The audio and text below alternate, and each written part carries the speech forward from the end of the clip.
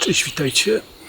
W dniu dzisiejszym zajmiemy się zagadnieniem mycia płyt poliwęglanowych.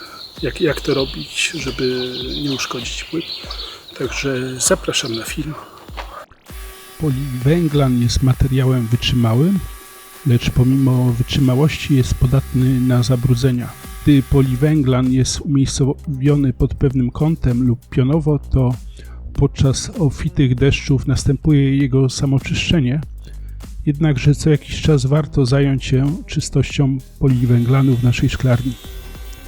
Umiejętne obchodzenie się z tworzywem chroni przed jego ewentualnymi uszkodzeniami, a tym samym znacząco przedłuża okres żywotności. Poliwęglan jest tworzywem sztucznym, który powstaje z polimerów formowanych na drodze wszczykiwania i wytłaczania na gorąco. Materiał ten wyróżnia wysoka termoplastyczność, pozwalająca na uzyskanie z niego wielu wyrobów o różnych kształtach i wymiarach. Właściwością decydującą o głównych zastosowaniach poliwęglanu jest jego przeźroczystość, jak również cena, dzięki której z powodzeniem zastępuje szkło. Gdy ja budowałem szklarnię, to jego cena wyniosła mnie około 10 do 12 euro za metr kwadratowy, natomiast cena szkła to by było już około 50 euro za metr kwadratowy. Nie mówimy oczywiście o przypadkach, gdy ktoś kombinuje jakieś okna z demobilu czy innych tego typu źródeł. Dzięki właściwościom poliwęglanu możliwe jest wykorzystanie go w szklarniach. Pokrywa on zapotrzebowanie roślin na światło i ciepło, co zapewnia wzrost warzyw, owoców czy kwiatów. Pozwala to wydłużyć okres wegetacji o kilka miesięcy, jak również na hodowlę roślin egzotycznych. Poliwęglan zapewnia również rozproszenie światła, dzięki której rośliny są równomiernie doświetlone. Poliwęglan posiada 10 razy większą odporność od szkła lub więcej na stuczenia i pęknięcia.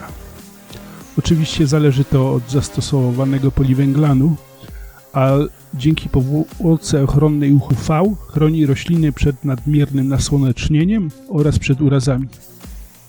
Poliwęglan można też łatwiej wymienić niż szkło w razie rozbudowy szklarni lub wymiany uszkodzonego arkusza.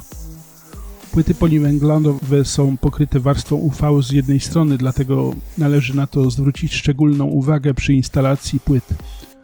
Dlatego też przy myciu zewnętrznej warstwy zachowujemy szczególną ostrożność.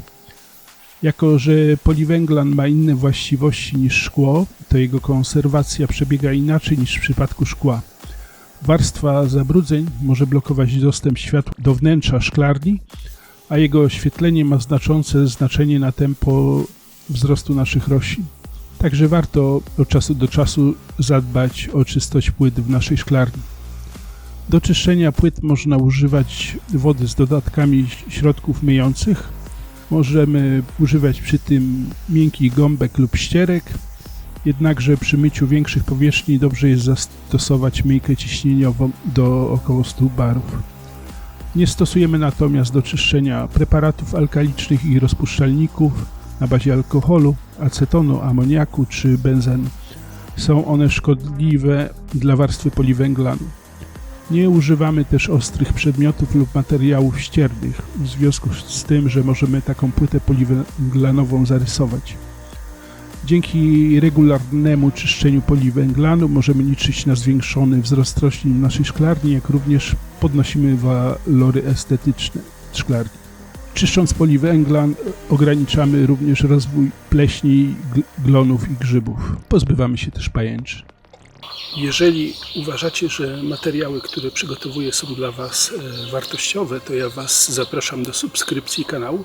Jak również na końcu filmu ukaże się film o tym, jak budowałem moją szklarnię, playlista bardziej, jak również jak ciąć płytę z poliwęglanu. Także zapraszam również do tamtych pozycji.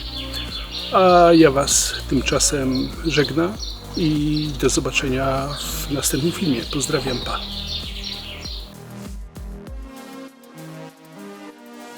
Minęło z 25 dni, odkąd posadziłem batata. Co znaczy, to jest jeden batat przekrojony na pół, ale pewnie się pojawi film o tym.